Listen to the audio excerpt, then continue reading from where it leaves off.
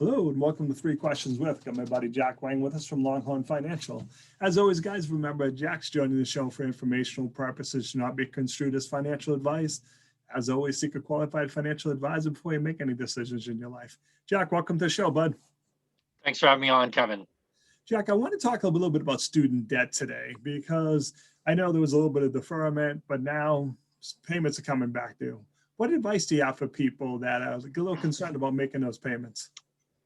Yeah, so the payment moratorium and the interest moratorium is coming to an end, unless, of course, the president-elect, as of this moment, excuse me, chooses to extend it. But of course, no guarantees.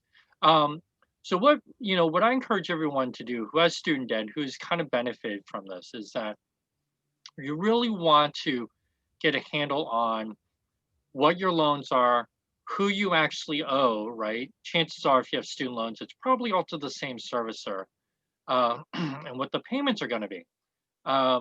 You probably knew that, or maybe knew some of that before the pandemic started, potentially. But for students who maybe graduated during the pandemic, they might not have had any payments yet, and now they're potentially starting payments, right, at the end of the month. So you really want to make sure you have a handle on how much you owe, what the payments are, and who you actually owe. And then make adjustments as necessary, right? Because there are different repayment plans you can use and things like that. But first and foremost, get a handle on what that number is so that you can spend the rest of the time preparing to kind of brace yourself for it. So, Jack, I see people use the terms refinance and consolidation as the same term. They're not. Can you explain the difference between refi and consolidation? Yeah, so quite often students, or us as parents will hear advertising on TV. Hey, refinance your student loans with XYZ company and save, thousands of dollars in interest or whatever, right? And it sounds awesome.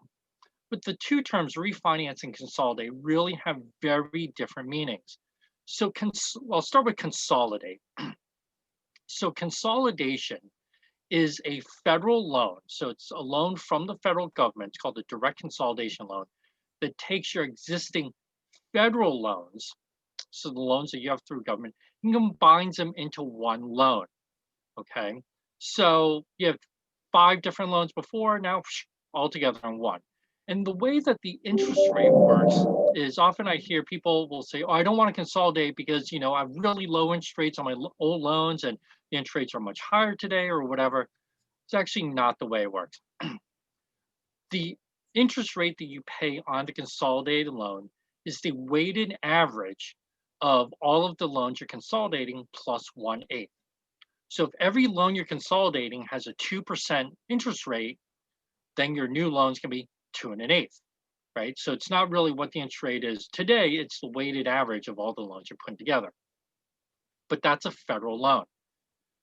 Refinance is totally different. Refinance is going to a private lender. Could be a bank, could be a credit union, could be some of the quasi-governmental agencies we have in all the states. And it's a private loan that you can use to pay off your private loans and your federal loans. And in some ways, you can take all those loans and put them together into one. Okay.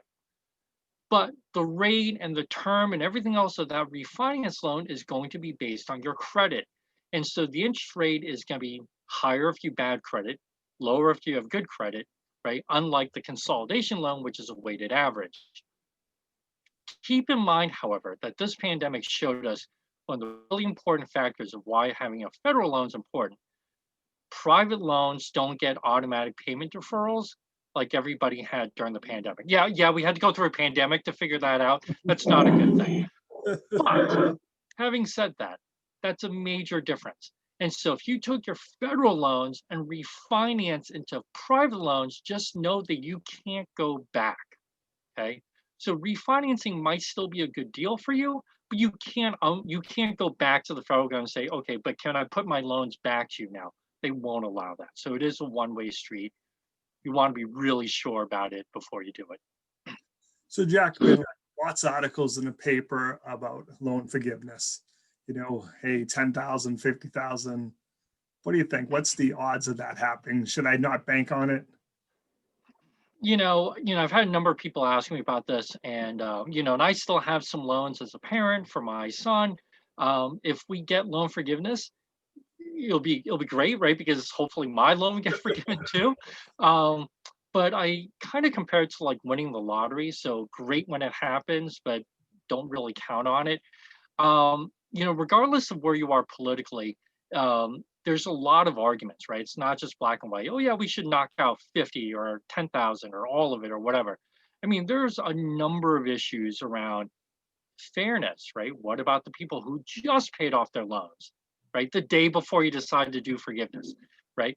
What about the people who really saved a lot of money to send their kid to college and didn't have to take on loans? So there's a lot of these other issues that really have nothing to do with politics, but really go towards sort of fairness in our society. So it's a big question. So because of those reasons, probably shouldn't hold your breath. Unfortunately, I know there's a lot of people out there with a lot of student loans, Yeah. but I really wouldn't bank on it. So Jack, how can people reach out to you? How can they learn more? People can always go to my website at www.longhornfin.com or email me at jack@longhornfin.com. Jack, appreciate you taking a few minutes to jump on the show. And as always, thanks for being my friend. Thanks, Kevin. Appreciate the time.